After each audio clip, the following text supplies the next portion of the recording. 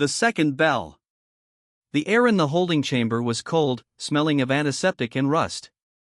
We'd woken up here, 99 of us, dressed in identical green tracksuits. No memories of how we arrived, only the pounding fear and the numbered patch on our chests. I was 067. A distorted, saccharine voice crackled from a hidden speaker. Welcome, players.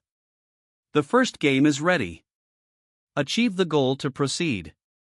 Fail, and you will be eliminated.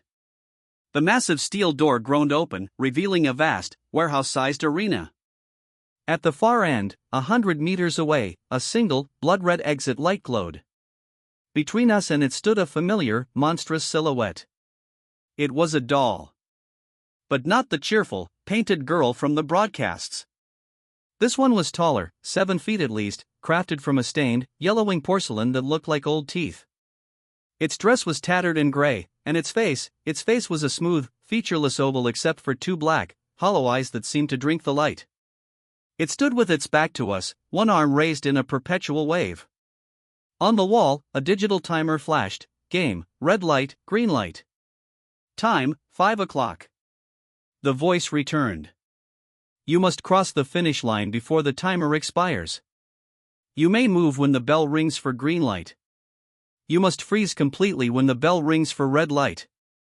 Any motion detected during red light will result in elimination. A man next to me, 012, snorted. Eliminated? What, they kick us out? This is a sick joke. He didn't get it. But I did. I saw the dark, cannon-like lenses swiveling silently on the ceiling. I saw the dark stains on the concrete floor that weren't oil.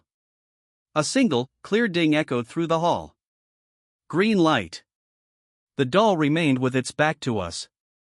The 99 of us surged forward.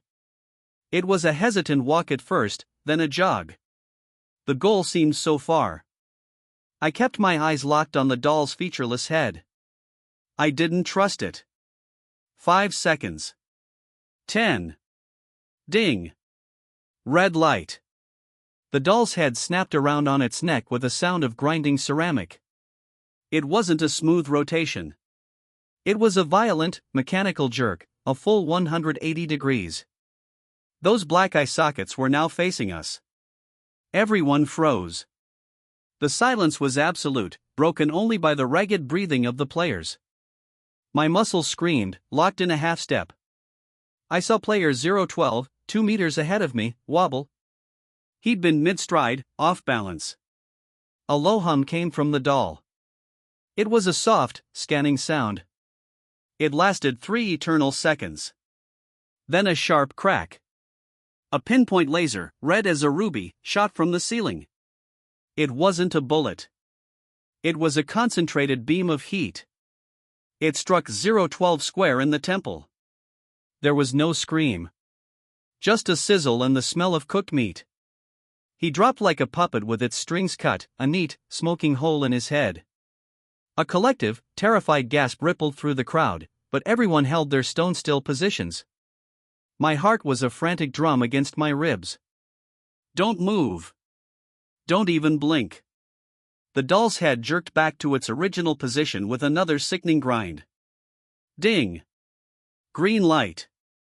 We moved again, this time with pure, unadulterated terror fueling us. It was no longer a jog, it was a frantic, silent sprint. People shoved past each other, eyes wide with primal fear. Every second of green light was a precious gift. Ding. Red light. The head snapped around. We all froze. This time, a woman, 044, couldn't stop her momentum. She stumbled forward one more step, her arms flailing for balance. Crack. Sizzle. She fell. Green light. We ran. Red light. We froze. The cycle repeated, a metronome of death. Each time the head turned, it felt like those empty eyes were looking directly at me. The air grew thick with the coppery scent of blood and the acrid stench of voided bowels. The bodies formed a grisly obstacle course. I was halfway. The red exit light beckoned. So close. Ding! Red light. The doll turned. I froze, 1 foot raised. My calf muscle spasmed violently from the strain. A tremor ran up my leg. I bit my tongue until I tasted blood, forcing absolute stillness. The humming skin felt like it was peeling away my skin. It passed. Green light. I surged forward, my leg burning. We were in the final stretch. Maybe 20 of us left, scrambling over the dead. The timer showed 0:30. Ding! Red light. The doll turned. I was so close, maybe 10 meters from the line. I locked my body, becoming a statue. My eyes, however, darted to the player beside me, 081. He was even closer, just 5 steps from salvation. A trickle of sweat, a single drop, rolled from his hairline down his temple. He twitched his eye to try and stop it. It was enough. Crack! The laser took him in the eye. He crumpled silently onto the finish line, his body in safety, his life gone. 0:05. The doll's head began its slow, grinding turn back. The green light was coming. This was the last one. It was now or never. But the doll didn't finish its turn. It stopped. Its head was locked at a 90-degree angle, its blank face pointed directly at me. The humming didn't stop. It intensified, rising in pitch. The black eyes seemed to deepen, to focus. It was still red light. My blood turned to ice. Why wasn't it turning back? Why was it still looking? The timer was at 0:02. I wasn't moving. I knew I wasn't moving. Then I saw it. Reflected in the sickly, yellowed porcelain of its cheek, I saw the quivering image of the exit sign behind me. And I saw my own hand, raised in my frozen sprint, fingers splayed. The tip of my middle finger was trembling.